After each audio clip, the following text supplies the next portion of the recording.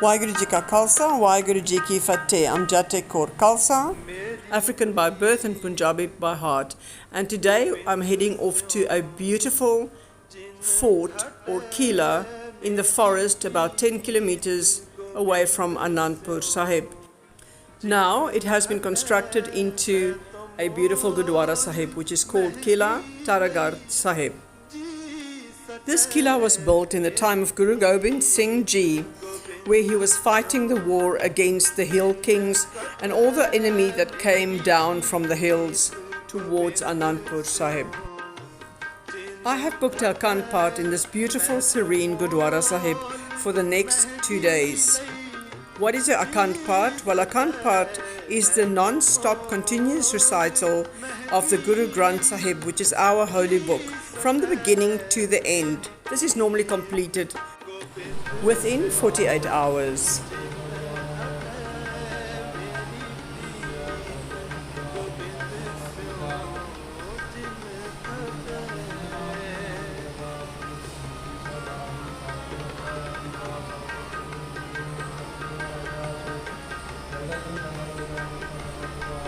You might wonder what is the purpose of reading the Guru Granth Sahib Ji from front to end.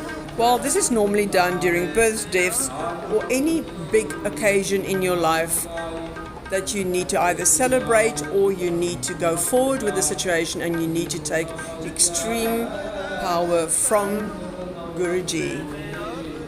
During the time of war, the Sikhs would arrange and listen to Akhand Path before preparing for battle. Akhand Path was specifically arranged when big rescue missions used to go out, and at a stage 18,000 indigenous ladies or women were saved from the Mughals that captured them as slaves. Looking at this very thick holy book, I'm sure that you wonder how can one read this book in 48 hours. Well, 5 priests or Babajis or 5 Panch Pyare, beloveds, are allocated and nominated to read in 2-hour intervals. They would easily sit next to each other and just literally slip into the verses. Sometimes if you're in deep meditation, when you come out of meditation, you'll see that there's another Babaji. So it's done very gently and very peacefully and very beautifully. Here you see the priest is using prayer beads or malas.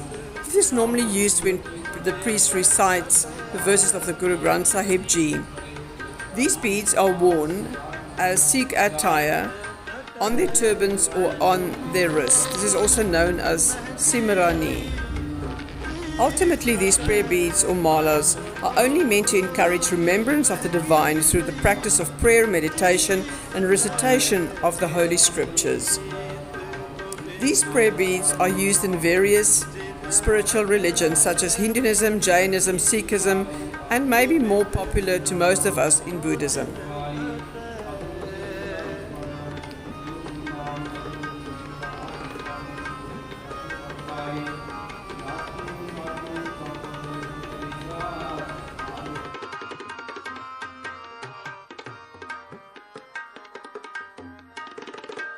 साध संगत बिना पाओ नहीं उपजे साध संगत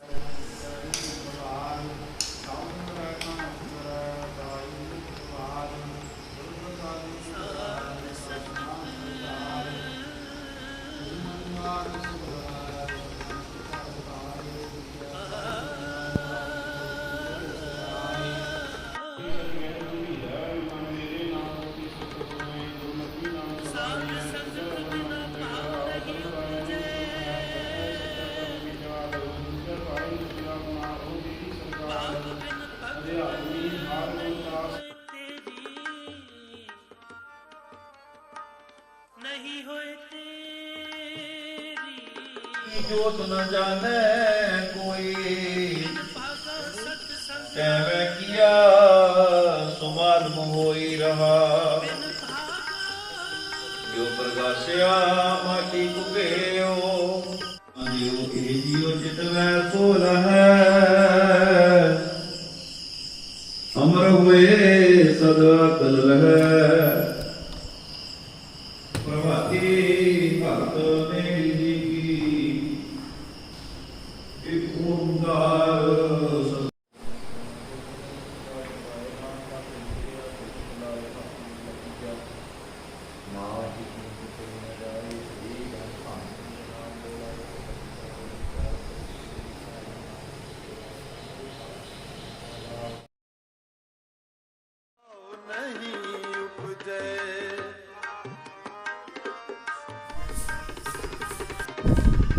time I'm at Qila, Taragarh Sahib, I'm always amazed at all the greenery and the forest around here. And I'm always reminded of Guru Gobind Singh Ji that used to walk this ground. And there in the far in the mist is Anandpur Sahib, about 10 kilometers from here.